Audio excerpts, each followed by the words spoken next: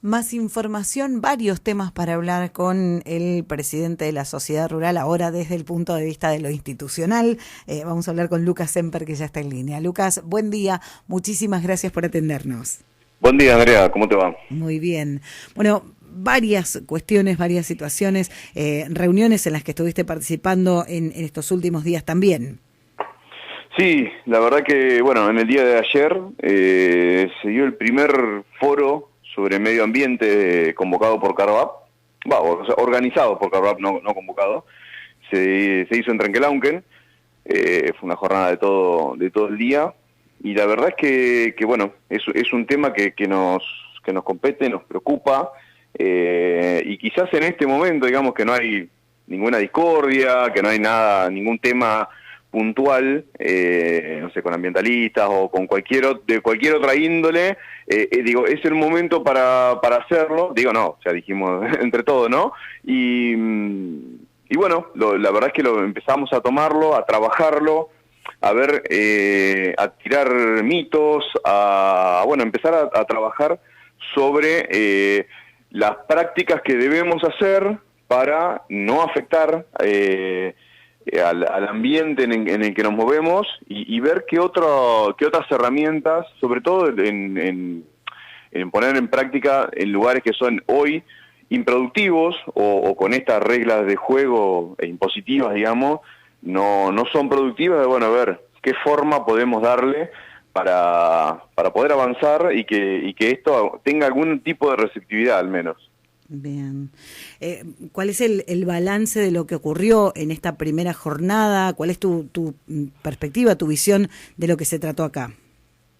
Mira, la verdad es que lo que estamos viendo es que sin quizás tener tanta información, sobre todo, digamos, el común de los productores, el hecho de lo que vamos cambiando las metodologías de trabajo, ya que se pasen menos discos, bueno, el arado ya lógicamente hace años que no se usa y demás. El tema de la siembra directa ha cambiado mucho, el hecho del manejo que estamos haciendo, y quizás era algo que, no sé, afectaba la composición del suelo y bueno, y el medio ambiente en sí.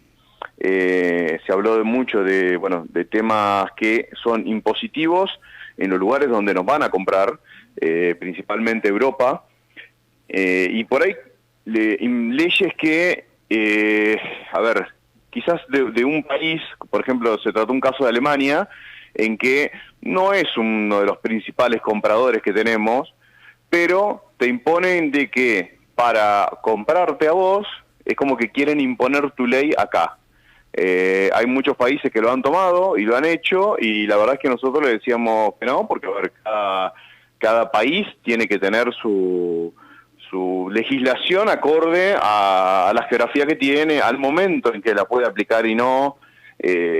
Pero sí, lo que decíamos es decir, bueno, a ver, ustedes necesitan de esta forma que producirlo para poder vendérselo. Bueno, habrá cierto productor o cierto grupo de productores que se lo puedan producir y que cumplan con toda la reglamentación que ellos dicen, y en base a eso, bueno, se venderá y se venderá a otro costo seguramente, porque el trabajar de cierta forma siempre es mucho más caro, ¿no?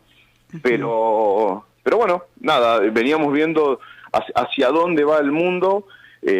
Por otro lado también hubo un golpe de timón grande con este tema de la guerra. Se estaba por empezar a hacer lo que se llama la huella de carbón, digamos cuánto carbón, el carbón se mide en cuanto a lo que vos tenés que gastar para producir. Y bueno, eso se iba a empezar a medir, y cuanto menos vos gastes, ibas a tener un plus en el cereal que comercialices, en la carne que comercialices y demás. Hoy con todo esto, bueno, hasta Francia, que es uno de los más ambientalistas, ha prendido las minas de carbón para alimentar las centrales térmicas, así que nada, todas esas leyes quedaron en la nada, pero a ver, es algo que hay que ir teniéndolo en cuenta, ¿no? Uh-huh. Bien, hay más cambios que se vienen y se va modificando permanentemente la forma de trabajar. Totalmente, y bueno, y por otro lado, es es medio lo que nos lleva al otro tema, de decir cómo nos está afectando verdaderamente el clima, el hecho de tener una tercera niña que no se dio nunca en la historia. Dos habían sido, dos veces se habían dado dos niñas en la historia, y esta de tres no se ha dado nunca. Bueno, nada, ver cómo se hacen los replanteos y qué forma de salir tenemos y cómo estar preparado, porque bueno, ya te digo, es muy improbable que se vuelva a dar otra niña más. Entonces decir, bueno, estén preparados para un niño ahora. Claro. Que bueno, fue medio lo que terminó pasando ayer. Venimos de casi 6 meses de seca, llueven 80 milímetros y se termina inundando todo, ¿no? Bueno, un tema nos lleva a otro, y justamente ese también era uno de los temas que teníamos pensado hablar con vos hoy. Ayer llovieron los reclamos, porque lo que decías, varios meses sin una gota de agua, en riesgo por la sequía que provocó muchas pérdidas, y de repente una lluvia de 80 milímetros que en Pehuajó al menos complicó muchísimos caminos. La verdad que sí, sinceramente no hemos visto una práctica que antes hacía el municipio, que cuando lo hacía se lo valorábamos porque era muy bueno. Hacían reservorios de tierra. ¿Para qué? Para en estos momentos poder haber alteado caminos que hoy no deberían estar cortados. Si bien esa agua que cayó ayer, entre mañana y pasado, se va a ir escurriendo, pero esos caminos con la seca que había no se podrían haber cortado. Ayer veía que videos que me habían mandado o que estaban publicados, y veías las cunetas vacías y los caminos eran canales. Entonces, decir, eso es únicamente tratamiento, o sea, es en el movimiento del suelo hacerlo bien, nada más. Entonces por ahí uno le llenan los ojos de que compran maquinaria nueva, y yo me reía porque la verdad es que te dicen, a ver, el monto es muy importante, es descabellado para el común de la gente, ¿no? Una motoniveladora que vale 33 millones de pesos, pero del año pasado sobraron 200 millones de pesos de una tasa, no de los fondos comunes de la municipalidad, sino de una tasa que tiene afectación específica. Entonces, el año pasado sobraron 6 motoniveladoras, 0 kilómetros. Entonces, que haya una nueva, sinceramente, para mí, nada. Y lo peor es que no se usa bien. Claro. Porque nos veníamos quejando. Está bien, cuando vos tenés un periodo de seca, es mejor no tocar muchos caminos, porque se terminan volando. O sea, porque vos movés la tierra, queda suelta, la verdad es que los vientos no calman, pero hay caminos donde sí los debés tocar. Y si no, lo que nosotros le llamamos en el campo es darle una peinada, que lo que hace es tapar los pozos que se generan, y nada más. Pero no hagas un trabajo de fondo. Pero, a ver, en la parte esta, en el cuneteo, en el poner alcantarillas, en todo eso era el momento. Claro. Que lo hablamos en repetidas ocasiones. O sea, nosotros hoy estamos hablando sobre el plan maestro y te dicen, pero si no hay agua. El plan, vos ves el río salado y es un hilito. Justamente, es el momento de hacer la obra. Cuando tenés eso a boca llena, no podés hacer nada. Y sinceramente, si no aprovechan estos momentos, bueno, acá es donde tenemos las consecuencias, ¿no?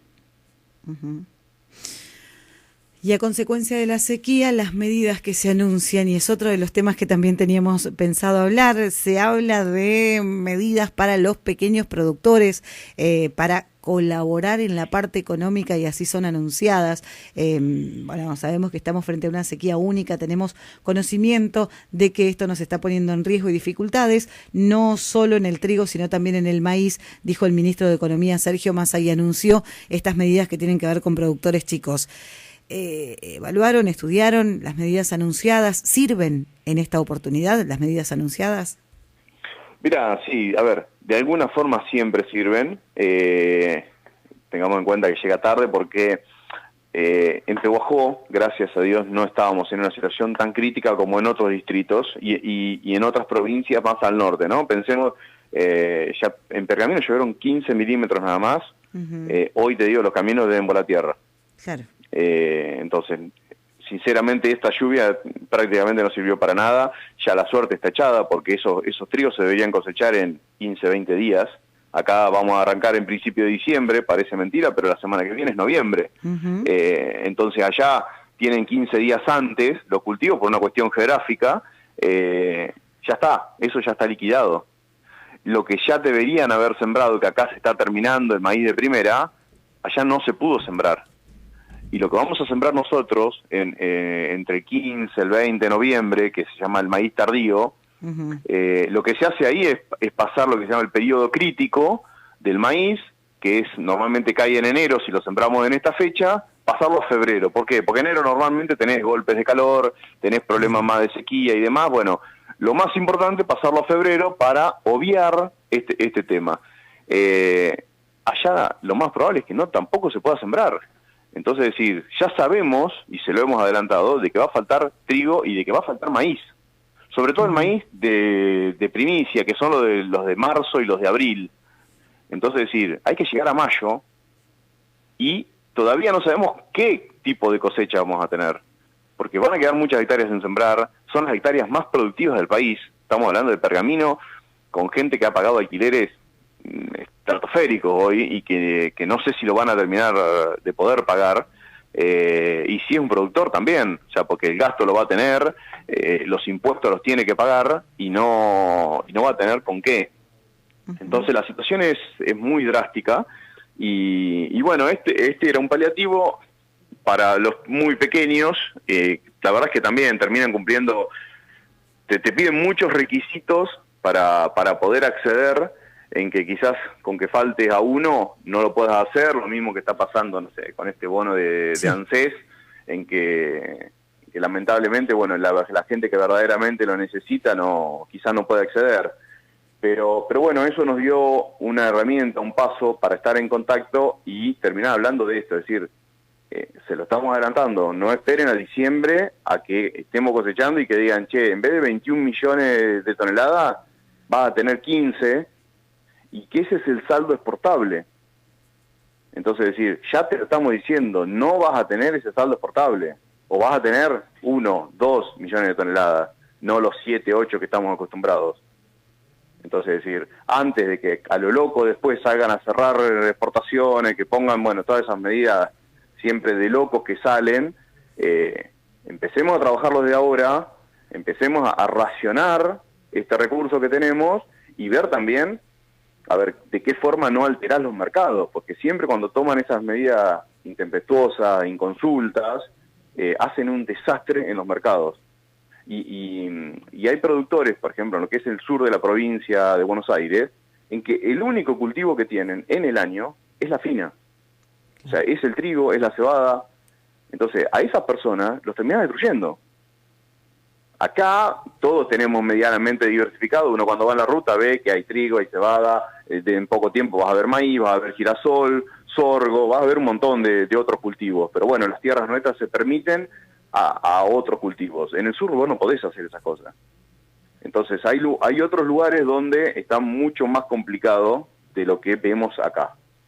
Pero bueno, ojalá que nos tomen como que algo que verdaderamente lo sabemos y lo vivimos, y que en esta oportunidad nos sienten a las mesas de tomar las decisiones y que la voz sea escuchada. Lucas, como siempre, te agradecemos muchísimo por toda la información y a disposición para seguir hablando de la situación que está atravesando la producción agropecuaria. No, por favor, muchísimas gracias a ustedes y déjame, aclarar o no sé, pero de alguna forma de que estos productores que se ven afectados ahora puntualmente, que se acerquen y hagan la denuncia, el reclamo en la oficina de Caminos Rurales, porque vale poco que lo hagan únicamente por las redes, sobre todo después de ver los comentarios que hay abajo, sinceramente, hasta por momentos desagradables, porque sinceramente es un enfrentamiento que lo ves que tienen tinte político nada más, por alguien que se queja de decir, bueno, llovió y se queja. No, yo me quejo ¿por qué? Porque pago una tasa, el camino tiene que estar en condiciones, y que llueva así, por el lado de una bendición bárbara. Ahora, no me puede trabar, después de una seca histórica, 80 milímetros en primavera. Entonces, es decir, hagan el reclamo ahí, o acérquense a la rural, y nosotros tener identificado el camino. No necesitamos el nombre del productor, o sea, porque el camino es público. Entonces, es decir, necesito tener georreferenciado, o sea, tener un punto, una imagen, decir, ese video, ¿dónde fue? No, en el camino que va de acá a acá. Bueno, el camino ese tiene 15 kilómetros y se cortó en 400 metros. Necesito el punto exacto para ir. De última, vamos desde la rural a Camino Real y decir, mira, este punto es el que se cortó. La verdad que el camino el partido es enorme, la cantidad de kilómetros también, entonces, sinceramente, necesitamos un poco también de responsabilidad desde los productores de este lado, ¿no? Bien, bueno, muchísimas gracias como siempre. Por favor, muchísimas gracias a ustedes, que tengan buen día. Igualmente, hasta luego. Hasta luego. Lucas Semper, hablando de varios temas, esta reunión de Carvap para evaluar temas medioambientales. También la sequía, por un lado la afectación, la inundación de los caminos por una lluvia después de 4 meses, lo que podemos hacer para prepararnos de cara a las próximas lluvias y también estas medidas que vienen a ayudar a unos pocos.